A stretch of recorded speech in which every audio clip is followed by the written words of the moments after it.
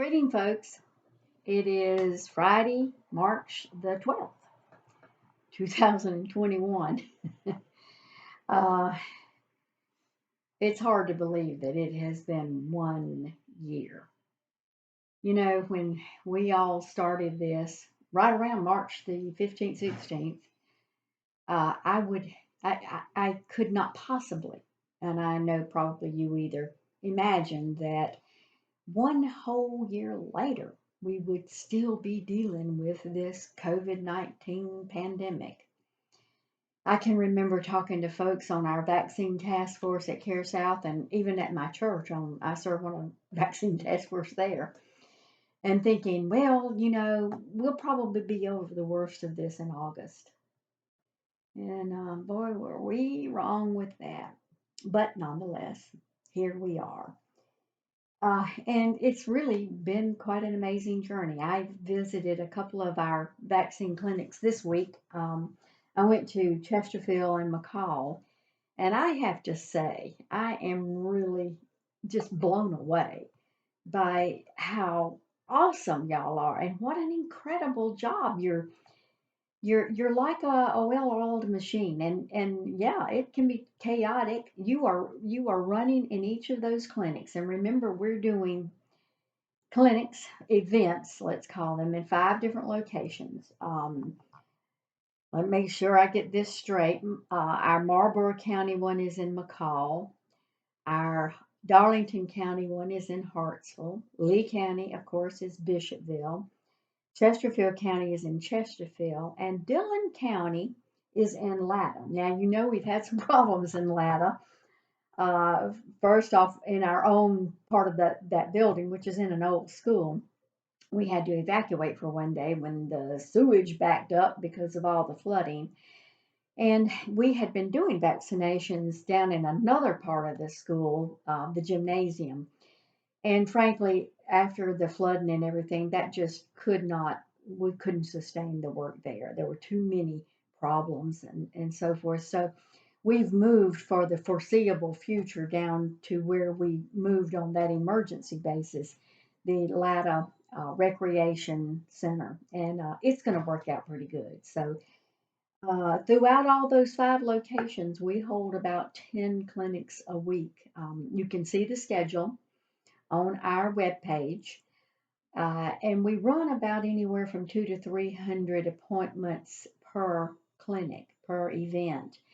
So we're booking around 2,200 to 2,300 vaccines a week. That's a lot. That's a lot of vaccines going on. We hit a milestone next Monday.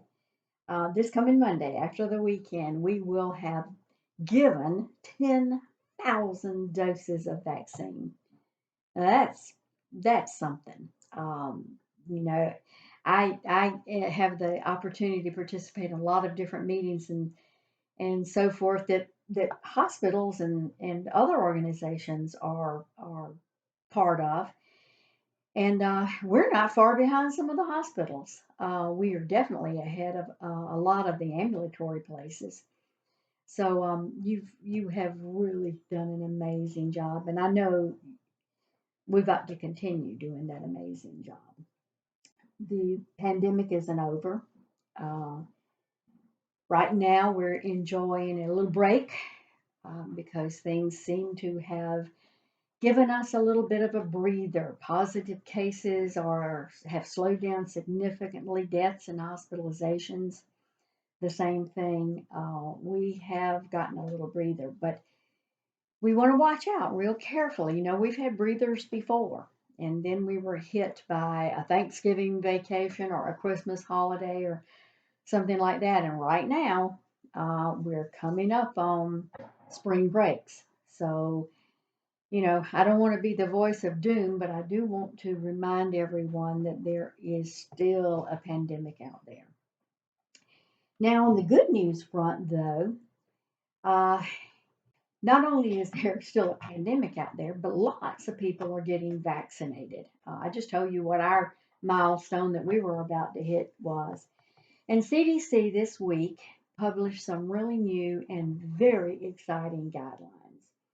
Now, you've known about the guideline around um, having to quarantine after an exposure. So, CDC is telling us that a fully immunized person, now let me explain that first.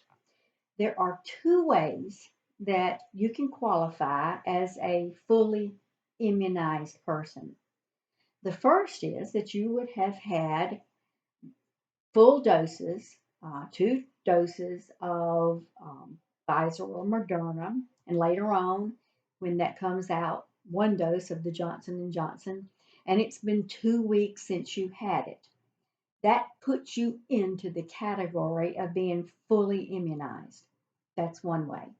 There is a second way. The second way is that you can be a fully immunized, have full immunity if you have had COVID and you have had an antibody test, and the antibody test documents that you have developed antibodies. Now, we have to have that antibody test. And our lab runs that antibody test. We have to have that because, frankly, there are some false positives in those testing processes. Not only that, the jury is still out on exactly how long those antibodies last. If you got sick or had COVID back in March or April, we're not really sure if those antibodies are still hanging around. So those two ways are ways to be a have full immunity. I have to keep reminding myself how to say it, to have full immunity. Our HR department is going to help manage that because there's some things, some perks, shall we call them, for folks that are fully immune. And those are the first one is, you already know the first one. The first one is if you have full immunity, you don't have to quarantine if you've been exposed to someone. That's pretty good news. And that happened a couple of weeks ago. New, though, and this is what the CDC has issued its guidelines about. At CARE South Carolina, we're going to allow small meetings, even lunches, in private offices with only fully immune people in attendance, and you don't have to wear your mask. Let that sink in. I'm going to repeat that. So, in private offices at CARE South, fully immune people, remember the two ways, can meet together, can have lunch together, and not wear your mask. Isn't that good news? Um, we've got to be careful about this, though. You can't have 3 fully immune people and one not. It has to be 100% in that office. Now we can't hardly police it, but we'll have those little dots on our name tag that HR is going to issue to us. Um, so you may not offhand know if your coworker is immune, but once you see the little red dot, you come on, let's go have lunch in my office.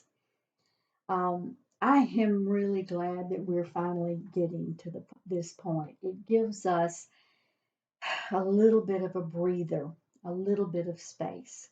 Um, I know we don't have a lot of private offices in our buildings, but there are some.